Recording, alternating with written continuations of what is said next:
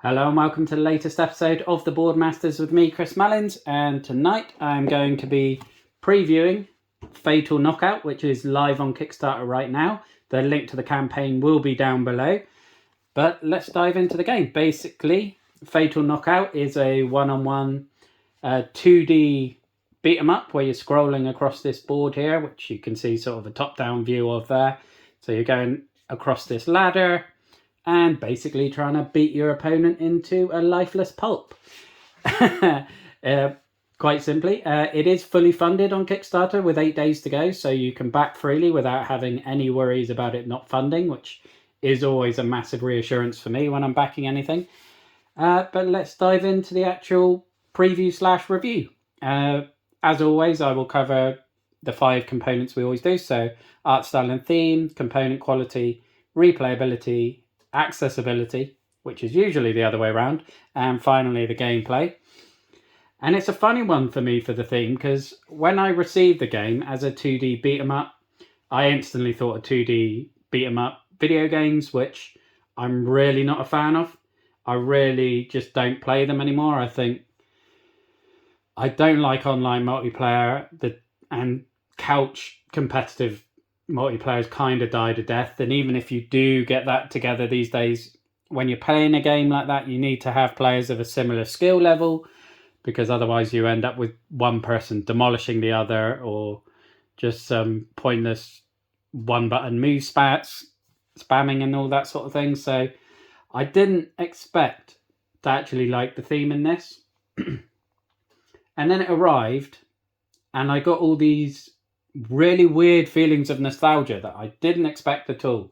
And it just brought back all the memories of when I was 11, 12, playing Street Fighter 2, playing Mortal Kombat, and Primal Rage on the Mega Drive was my favourite because I loved anything with dinosaurs. But I'd forgotten how much I loved 2D beat 'em ups when I was just getting into video games. And this brought it all back to me, and it really caught me by surprise.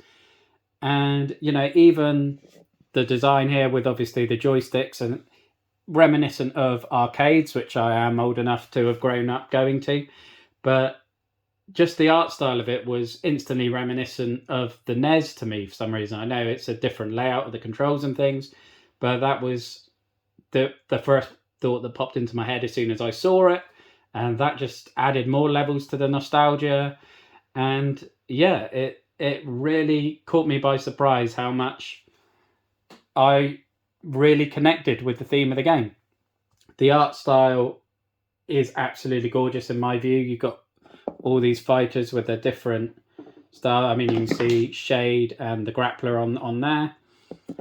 And they just look fantastic. The comic book style, they're all really distinctive. They're all different. They're not your typical tropes that you see. I mean, even the Grappler is probably the most traditional in terms of the muscle-bound male fighter, but he's pretty much half bionic, which makes it really different. And you've got all sorts of different styles. I mean, you've got the guitarist, you've got the gunslinger, which is all about different types of bullets and things. You've got Stance, which kind of is like, gives the impression of like a robotic thing, which has its different combat styles and whatnot. And yeah, the art style I absolutely love.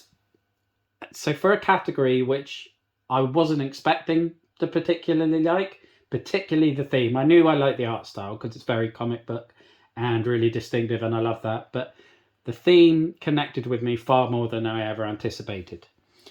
In terms of accessibility, and this is obviously going to be mixed because in terms of availability, it's only available via Kickstarter as far as I'm aware at the moment, which obviously limits it. The price is good. It's around £30, I think, plus shipping. So convert that to your local currency, but there is a decent price for the game that's going on, in my opinion. In terms of learning the game, it varies depending on the fighter. Obviously, I showed these booklets already, but each one has a complexity rating there. So obviously, the more red squares, the more complicated that style of fighter can be. So if you're starting with the low complexity fighters, then they're relatively simple in terms of the extra mechanics and things aren't really there as such. Whereas, as you saw, Stance was four stars because she has her different stance. She has like a movement, a defense, and an attacking stance. And then you have the gunslinger with its different types of ammo with different effects, and you need to learn those.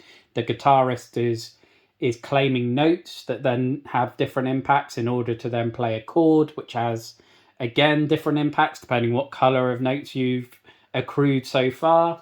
The zoner has a weapon that she can use that she can then throw and detonate the weapon from where it is and recall it. And if the opponent fighters between her and the weapon, they take damage as it comes back. So there's huge amounts going on, but it eases you into it really, really nicely, particularly if you start sensibly, in my opinion, with the lower complexity fighters and work your way up. In terms of setup and teardown, I mean, this is the board, so you literally just stand this up. You pick your mini. Every fighter has their own individualized card deck, which defines their moves, so you just grab that. Each fighter also has their own individual player board, which is very easy to identify because obviously it's got the artwork on there. And some of the more complex fighters have their own tokens to denote what stance they're in, what bullets, what notes. So it takes no time at all to set up, no time at all to tear down, which is always a massive bonus. Because a lot of games, particularly a lot of games in my collection at the moment, take an age to get set up and torn down, which is refreshing to have one that can hit the table in no time at all. So, like I said, a bit mixed because availability is very, very limited. But on the other hand of it, it's very, very, very positive. And similar with the replayability, there are 6 fighters, I believe. 1, 2, 3, 4, 5, 6. Yep, 6 fighters and 2 AIs in the core box. So obviously the AIs of solo play. I believe in the campaign they were unlocking or hoping to unlock additional AIs through stretch goals. I haven't checked to see whether they've hit those. I'm hoping they have because obviously the funding is 100%, but check the campaign if you want to know that. But obviously with 6 different fighters in a 1v1 situation, there's going to be 6 different fighters for you to learn how to play as. And then there's going to be lots of combinations in terms of the fighter you're fighting against with each of those characters. So there is an awful lot of replayability, especially as it's going to take multiple matches with each character to get the hang of it. We found you'd probably needed 3 on average to get to grips with the characters, including the most complex. So even the really complex one, you did have a really good grip of how they worked after 2 or 3 matches, which is another good point for the accessibility. But there is a lot of replayability here. There's obviously endless scope for expansions and new fighters, providing they can come up with the mechanics for them, of course. But yeah, replayability is a big plus point for it as well. I've forgotten the other one. I forgot components. Of course, component quality. Obviously, it's not a miniatures game. You have these standees. A bit of a closer look at the art. Again, if you want more of a look at the art, check out the campaign. The standees look great, but they are standees. So your mileage and your opinion on standees will dictate how much you like this, I guess. If you are a miniatures guy like I generally am, then you may be a little bit disappointed. But for me, whilst I would love to see what these minis actually look like because I love the art style, it would ramp the price up to a point where I wouldn't feel comfortable recommending it at all. Whereas with the standees, it works really well. Obviously, you've got the relevant tokens and things for everyone. They're just standard cardboard tokens, so they do the job. And the cards are standard cards, nothing special.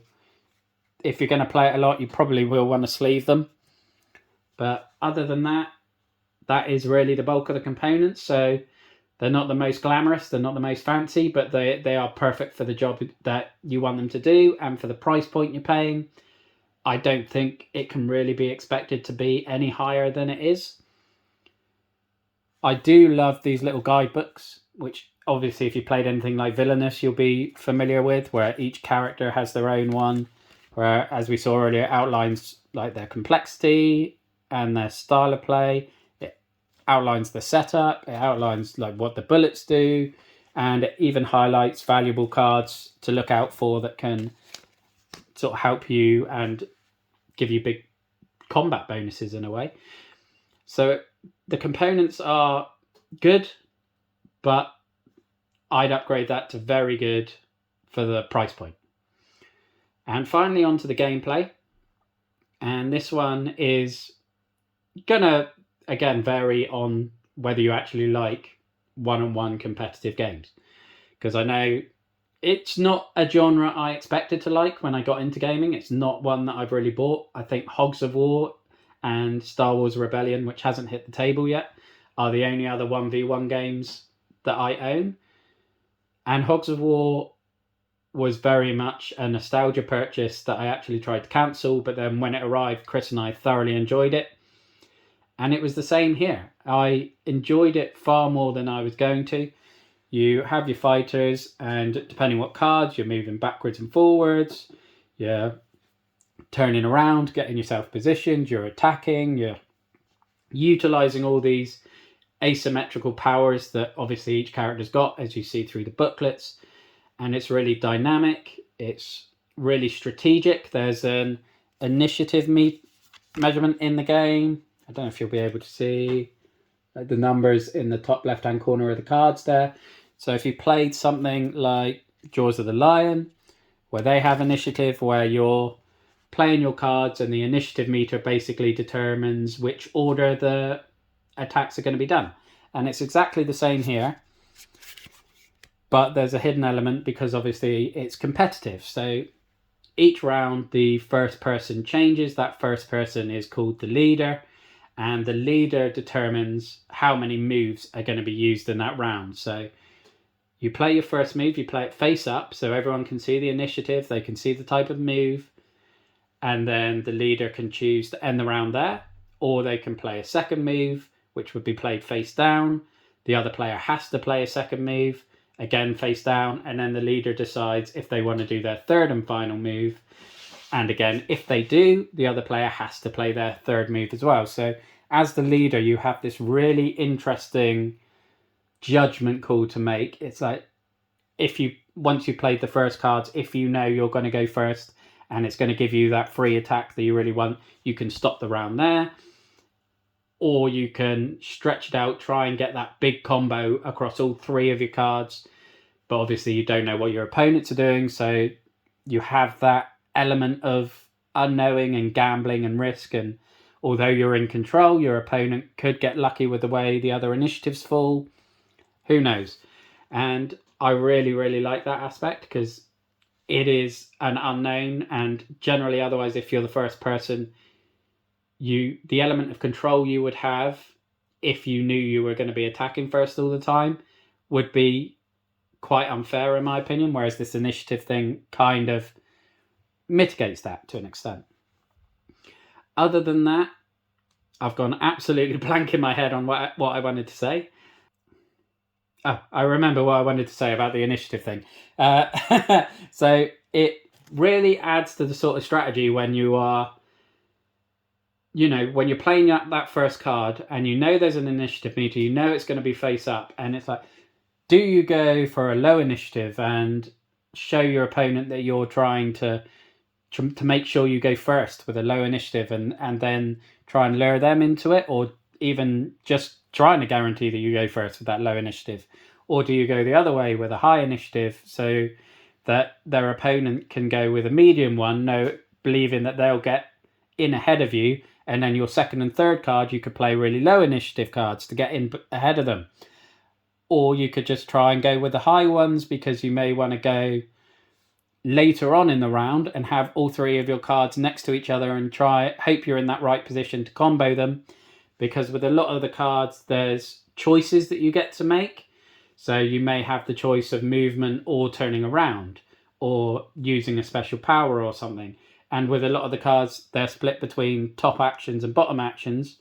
Generally, you have to do the top actions first, but there are some cards where you have the choice. You can mix it up. And that is such an interesting little twist and mechanic and everything that adds a lot to that move planning strategy. On top of that, they have this burn mechanic, they call it, where if you don't like the cards you have in hand, you can burn them, by taking a burn token. You then put your cards onto your player board in your pocket space and redraw your hands up to 3 cards. So again, it's a really good way of burning through your deck and getting the cards that you want for the situation that you're hoping to create in your turn. And that again is just a really interesting mechanic in terms of trying to get to grips with which cards should you be burning, when, how often do you want to burn, because you can only do it 3 times per match. So you are limited and you have to make the most of those situations. But you could have your first hand where none of the cards seem, and you can just burn 3 times and get another 9 cards by the end of it. Your max hand is 3, so you have to keep discarding them every time. You can't just get 9 cards. But yeah, that is a really, really interesting twist on it as well. Other than that, in terms of the actual core of the fighting, there is elements of sort of rock, paper, scissors to it, where some fighters definitely feel stronger against others.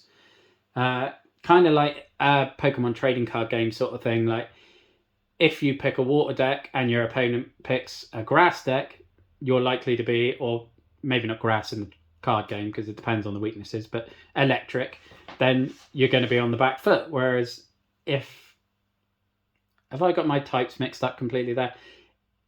Ignore the typing.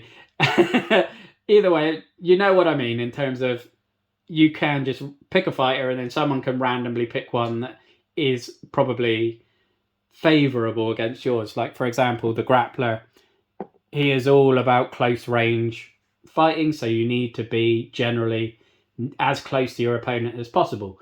Whereas other characters like Rushdown and the Zoner, they're better at range. So if you're having a fight between those two, it's going to be a lot harder if you're the mechanic, or the grappler, sorry, to actually get in a strong position where you're close to the opponent, because they're going to be wanting to move all over. It's not impossible by any stretch of the imagination. It's not so unbalanced that the fighter choice dictates the winner straight away. There are plenty of ways that you can win through good use of your cards, but it is probably one you either need a slice of luck, or you really need to know your deck and you need to know when to burn and how to use those strategies. So I guess it depends on your attitude towards balancing in games. If you want all the fighters to be so finely tuned that they're all equally good against everyone else, or if you're happy for some to be stronger against other particular fighters and have strengths and weaknesses that maybe create an unfair position in a fight, but not an insurmountable advantage. Personally, for me, I prefer the second scenario. If all the characters are equally good against everyone else, then there's no individualism, it just doesn't matter which fighter you pick, because whoever you pick, they're all just as good against everyone else. So it doesn't really matter. It's just picking which cards you like. Whereas if they have slight unbalancing, I guess, and strengths and weaknesses, then it does force you to challenge and get to know the deck and learn how to exploit your strengths and mitigate those weaknesses. But again, depending on your mileage and your view, if you prefer ultra fine-tuned, balanced, equally good against equally, then this may not be the game for you. You can probably deduct a point or two from my final score.